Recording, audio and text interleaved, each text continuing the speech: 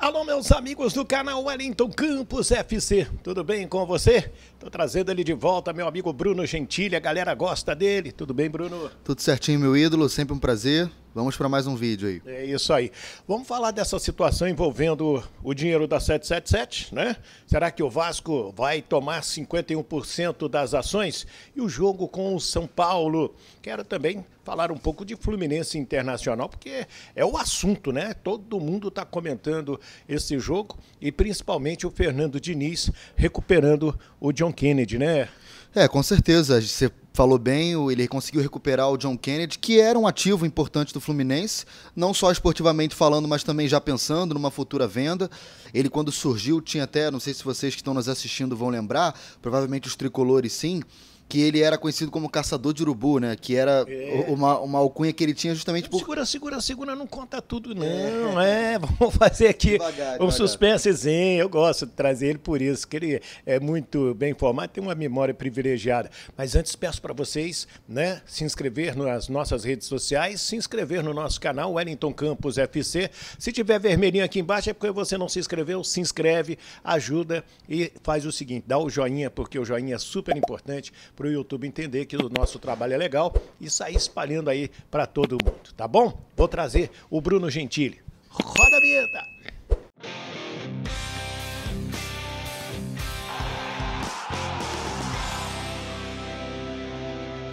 Legal, minha gente. Sábado tem Vasco da Gama e São Paulo, um jogo importantíssimo para o Vasco, né? Aliás, eu vou até repetir os jogos que interessam ao Vasco, além do próprio jogo dele, né? Porque a partir de agora, ô Bruno, a gente fica naquela de fazer o nosso e espiar os dos outros. Com certeza, até porque o Vasco fez um primeiro turno muito ruim, né? Beirou ali os 9. Péssimo, muito ruim para ser um pouco ameno, né? Mas fez o primeiro turno muito ruim, muito péssimo, como você disse, beirando ali 9, 10 pontos. Isso para quem tá voltando de uma Série B como o Vasco voltou, é muito perigoso, porque já volta toda aquela pressão psicológica. Tudo bem, jogadores novos são novos, mas já sabem que o clube vive esse momento, então é complicado. Agora, acertou muito bem na reformulação de meio do ano, o time melhorou consideravelmente, tanto a nível técnico, tático, ainda mais com a chegada do Ramon Dias, mas principalmente por isso que eu acabei de falar, desse fator mental, psicológico. É um time novo e confiante. Perdeu agora para o Santos, mas tem tudo para reagir no campeonato, já está reagindo, e como você disse, esse jogo contra o São Paulo é mais do que importante porque perdeu para um adversário direto, que era o Santos. Perdeu feio até. Eu acho até que o jogo não era para tudo isso. Acabou o placar não se traduzindo no que aconteceu dentro de campo. Mas é um jogo muito importante. O Vasco não tem o Medel, que é uma peça importante da zaga, dá ali uma solidez defensiva, mas tem tudo para ganhar. São Januário a gente sabe que faz uma diferença, né, Wellington? É isso aí, vai estar lotado, né, o Vasco da Gama para esse jogo contra o São Paulo, e na sequência tem o Fortaleza também em casa, depois tem o próprio time do Flamengo, aí é o clássico com o Flamengo no Maracanã, e aí o Maracanã vai ser fechado para a final da Libertadores. E depois tem o Internacional também no estádio do Vasco da Gama, São Januário, o Inter, que também não está numa situação legal no Campeonato Brasileiro. Então, neste sábado, 4 da tarde, Goiás e Bahia. Quando o Vasco entrar em campo às 18h30, já saberá. O Goiás tem 27 e o Bahia tem 25 pontos. No domingo, 4 da tarde, Palmeiras e Santos. Barueri, esse jogo vai ser na Arena Barueri, o Santos com 27 pontos. 18h30, Galo e Curitiba, o Curitiba tem 17, mesmo horário Fortaleza e América lá em Fortaleza, 18 pontos tem o América, são os jogos que interessam ao Vasco da Gama. O Jair conquistou aí o efeito suspensivo parcial, segundo o doutor Maurício Fonseca.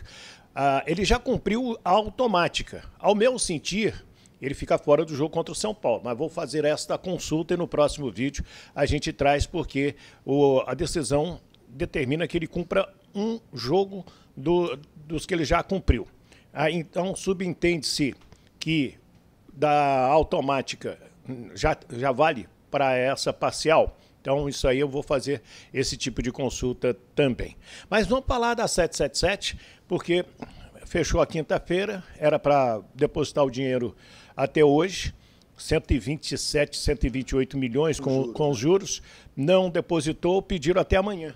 É, complicado esse negócio da 777, né, Wellington? Porque a gente sabe que lá atrás tiveram aqueles boatos de que a 77 acabou se envolvendo em operações suspeitas e tudo mais, de uma revista lá da Noruega que acabou dando esse tipo de suposto envolvimento da 777 Partners com algumas operações suspeitas, assim, de não serem legais. Legais que eu digo do ponto de vista da lei, né? Não de serem legais da palavra literal.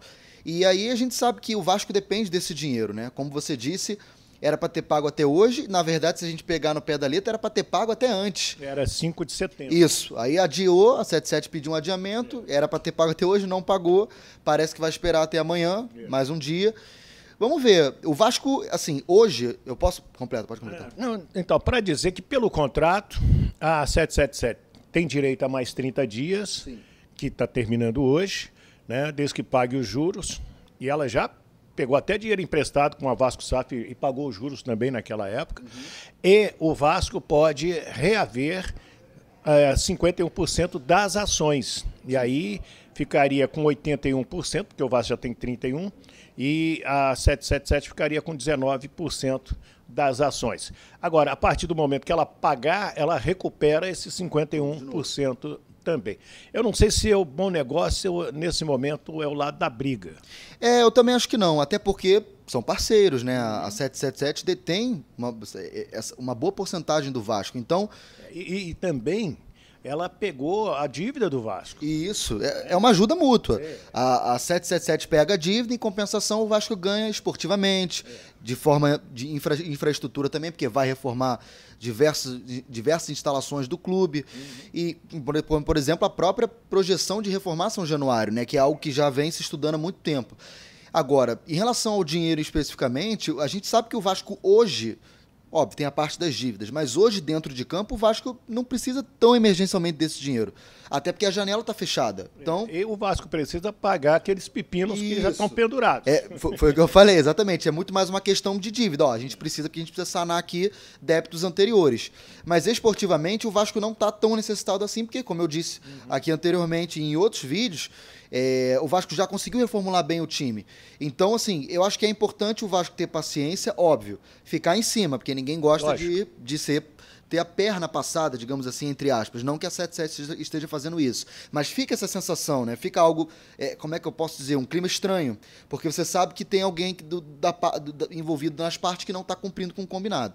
E até hoje há uma resistência muito grande da oposição. Sim, muita gente lá dentro não quer que a 77 continue e tudo mais. A gente, inclusive, já conversou isso aqui num vídeo, mas é importante. No momento que o Vasco se encontra hoje, de reestruturação esportiva e financeira, é importante que o Vasco tenha a 77 como parceira e, claro, que todos os acordos se cumpram nas datas e prazos pré-estabelecidos. Vamos esperar. A tendência é que pague até amanhã, como você falou, ainda está dentro daquele prazo de 30 dias, então não tem nada ilegal por enquanto, apenas um acordo e tal que não foi cumprido por enquanto, mas a tendência é que tudo se normalize. Acho que isso não vai causar nenhum tipo de estrago maior e futuro, né? É sempre, como você disse, é sempre melhor uma boa conversa do que uma boa briga, né?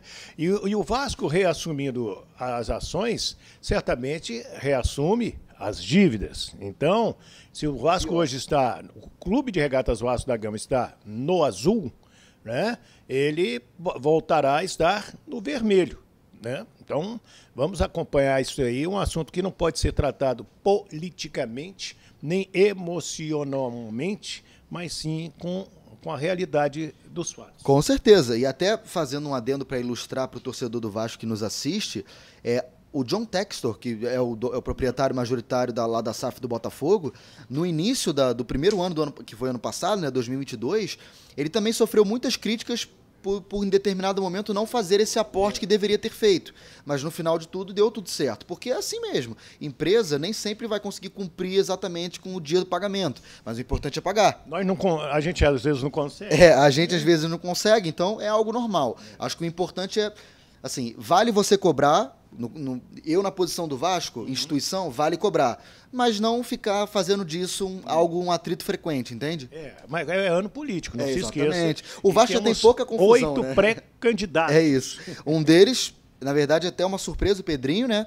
Que saiu da Globo e tudo mais. Então, assim, tende a ser um ano mais, ainda mais corrido para o Vasco. Né? Calma que a giripoca vai piar. Vamos falar do Fluminense, porque já conquistou a sua vaga na Libertadores, dia 4 de novembro, no Maracanã. Palmeiras e Boca jogam nesta quinta-feira.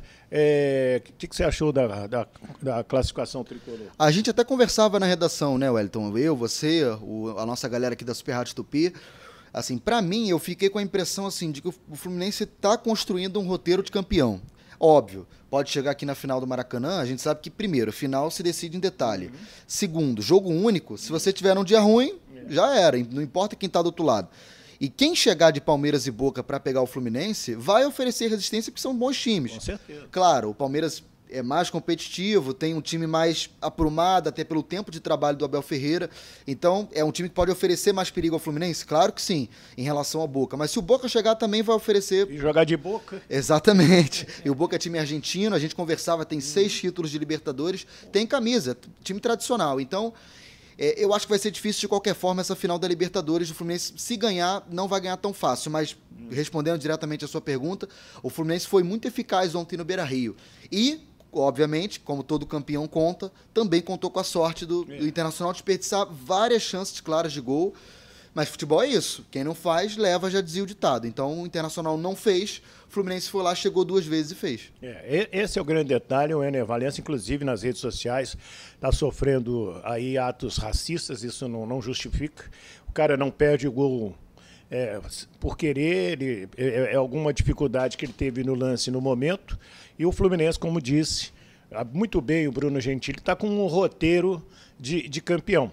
E o garoto, John Kennedy, entrou e faz o gol de empate, dá o passe na medida para o Germancano fazer o gol da vitória.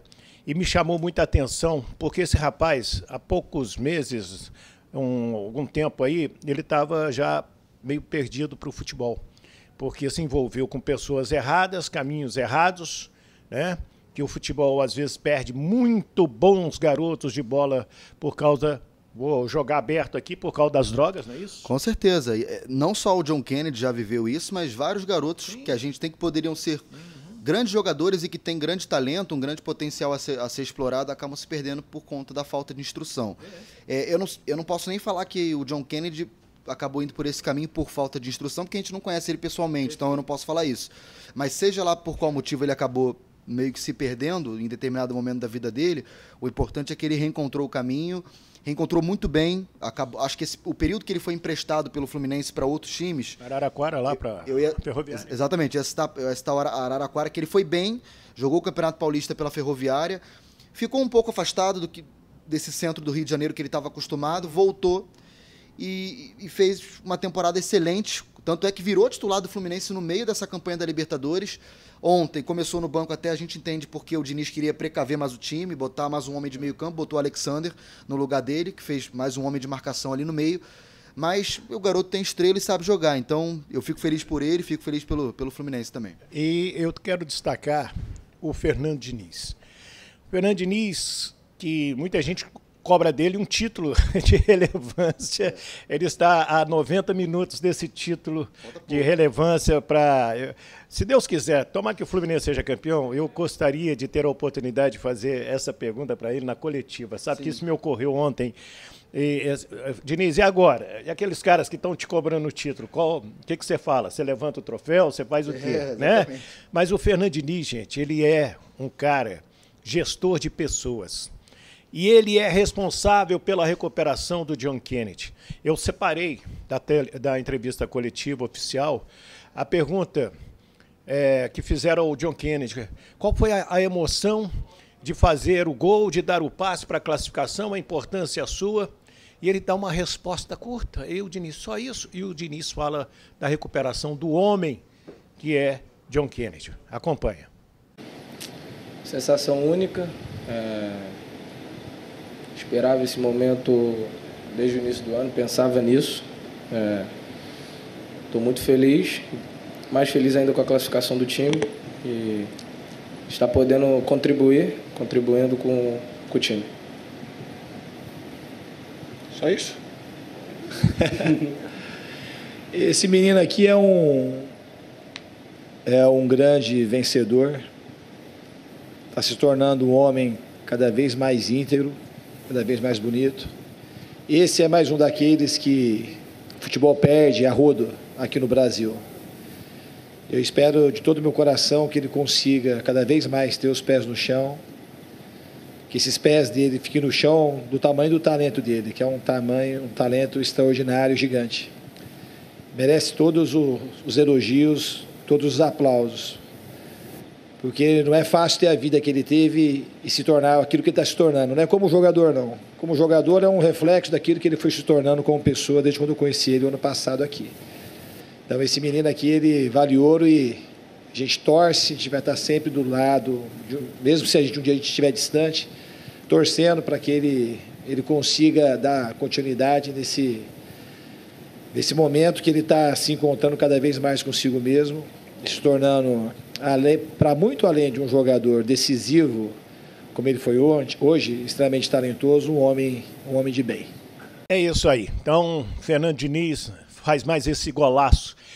Porque às vezes, nossa, o time está maravilhoso dentro de campo, mas você tem o vestiário também. Né? Tem todos esses meandros, né, Wellington? A gente sabe que muito treinador, dizem, assim, a gente vê pelas informações que saem de bastidores, que os jogadores sabem que o técnico que está num determinado clube, ele é bom, mas ele peca nessa gestão de pessoas. E antes de você ser um bom treinador, pelo menos eu partilho dessa opinião, não sei o que vocês que estão nos assistindo pensam, eu acho que antes de tudo você tem que saber lidar com o ser humano, né? Antes de ser um treinador de futebol, você está gerindo 35 jogadores todo dia com você. Você não vai satisfazer todos eles sempre. Você vai e fazer uma vírgula aí, e para os da base também. Exato. Você tem que... É uma série de fatores que você tem que tomar cuidado para não atropelar etapas. Você sabe que vai ter jogador que não vai ficar contente com você porque não está jogando tanto, outros que vão ficar porque estão jogando, outros que acham que merecem oportunidade e não estão merecendo, e você acha que não está merecendo como um papel de treinador. Então, assim, saber quando subir os garotos da base para não queimar, saber a hora de botar. E o Diniz, acho que ele tem um pouco de tudo. Ele é um bom treinador, ele é um bom gestor. Ele tem esse tato de chegar no jogador e ter aquela conversa pessoal, olho no olho, que muitos jogadores dele já relataram que ele faz isso. E ele é formado em psicologia, né? O que ajuda mais ainda, porque aí, se ele já é um cara que por si só tem o dom de ter esse bom tato com as pessoas, tendo uma formação, uma graduação já de grau superior em psicologia, ele sabe como lidar, aí sabe ainda mais como falar. Então, é um ótimo profissional em todos os âmbitos, né? Muito bem. E aí, eu quero a sua opinião sobre o Diniz, sobre o Flu, sobre a 777, sobre a grana, enfim, não faltam assuntos aí para você comentar conosco aqui no nosso canal. E peço também para se inscrever nas nossas redes sociais, e se você ainda não se inscreveu no nosso canal Wellington Campos FC, a hora é agora. Esse vermelhinho aqui, se estiver vermelho porque você não se inscreveu, você não sabe como é importante você se inscrever para a gente crescer e também dar o joinha para que o YouTube entenda que o nosso trabalho é legal e também habilite a palavra todas. Sempre que a gente subir um vídeo novo, você vai ser notificado. Aí, me ajuda? E manda esse link aí para um monte de gente. E deixa eu agradecer aqui meu amigo Bruno Gentili. Sempre uma honra, meu ídolo. Muito obrigado pelo vídeo. É sempre bom bater esse papo sobre futebol, um assunto que a gente gosta, né? Espero que vocês tenham gostado também. Maravilha. Eu adorei. Do Rio de Janeiro, Bruno Gentili e o Wellington Campos. Fiquem com Deus.